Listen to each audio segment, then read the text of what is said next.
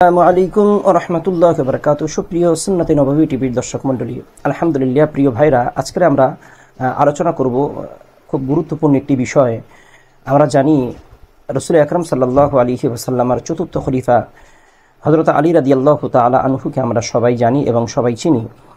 এ আলী রাদিয়াল্লাহু তাআলা আনহু তার তিনটি অমর বাণী আমরা আজকে আলোচনা করব।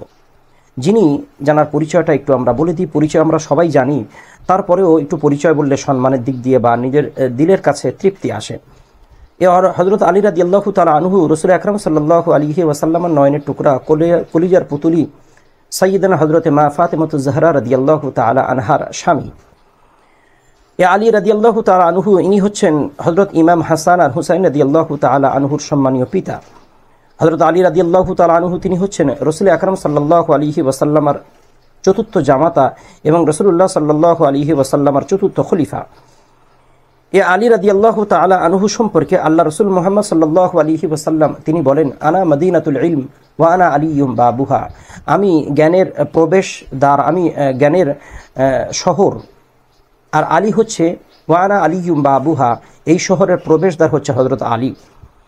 আলী রাদিয়াল্লাহু তাআলা আনহুর গুরুত্ব ইসলামে কতটা বেশি আমরা অবশ্যই জানতে পারলাম, এবং জ্ঞানের দিক দিয়ে অপরিসীম জ্ঞান আল্লাহ তাআলা হযরত আলীকে আল্লাহ তাআলা দিয়েছিলেন। অজস্র জ্ঞান ভাণ্ডার হযরত আলীর কাছে ছিল, যে কারণেই তো রাসূলুল্লাহ সাল্লাল্লাহু আলাইহি ওয়াসাল্লামের অসংখ্য সাহাবী থাকা সত্ত্বেও রাসূলুল্লাহ হযরত আলীকে বলেছিলেন আলী হচ্ছে জ্ঞানের প্রবেশদ্বার, জ্ঞানের দোয়ার। এ হযরত আলী রাদিয়াল্লাহু তাআলা আনহুর তিনটি অমর বাণী, যে অমর বাণীগুলো আমরা আপনাদের সামনে তুলে ধরবো। যদি আমরা বা আপনারা যদি তার অমর বাণীগুলো, এই কথাগুলো যদি আমরা মেনে যদি জীবনযাপন করতে পারি, এহকাল আর পরকাল আমাদের জন্য মঙ্গলজনক হবে ইনশাআল্লাহ। তো আজকে আমরা আলোচনা করব হযরত আলী রাদিয়াল্লাহু তাআলা আনহুর আশ্চর্যজনক তিনটি অমীয় বাণী। তার মধ্যে প্রথম নম্বর হলো, ওই মানুষ বড়ই মূর্খ ও আশ্চর্যজনক যে দুনিয়ার সম্পদ অর্জন করতে গিয়ে আল্লাহ তাআলার দেওয়া সুস্থতা হারায়, তারপরে আবার ওই সুস্থবান হতে নিজের অর্জিত সম্পদ নষ্ট করে। সুস্থতা হারালো অর্জনের জন্য, আবার ওই সুস্থতা ফিরিয়ে আনার জন্য নিজের সম্পদকে সে ব্যয় করতে হয়, নষ্ট করতে হয়। নাম্বার 2, বর্তমানের চলমান সময়কে ধ্বংস করে ভবিষ্যতের চিন্তা করে, আর বর্তমান অতীত হয়ে ভবিষ্যতে পৌঁছাইলে আবার অতীতের জন্য স্মরণ করে আফসোস করে, আর তা অশ্রু বিসর্জন দিতে থাকে। ভবিষ্যতের কথা না ভেবে লাস্টে ভবিষ্যতের জন্য ভেবে অশ্রু ঝরায়।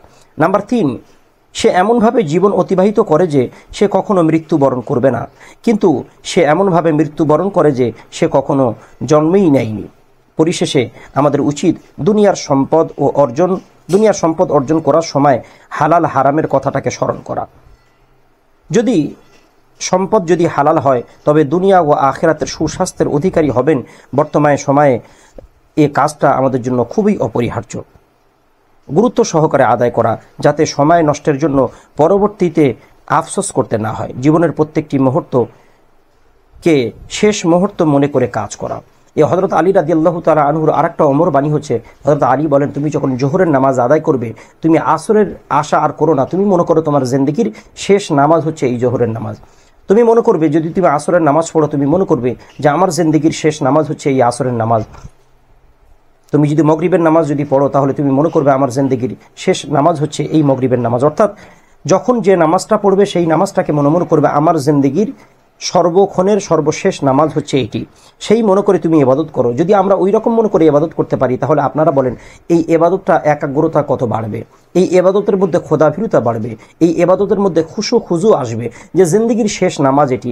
আমরা এইরকমভাবে আমাদের নামাজকে আমরা আদায় করব, যাতে ব্যক্তির মৃত্যুর পর তার কর্মের মাঝে সে বেঁচে থাকে, এমন কর্ম সে যেন করে। সুতরাং আল্লাহ তাআলা হযরত আলী রাদিয়াল্লাহু তাআলা আনহুর এই গুরুত্বপূর্ণ তিনটি উপদেশ যথাযথভাবে মেনে চলার মুসলিম উম্মাহকে তৌফিক দান করুন। আল্লাহুম্মা আমিন।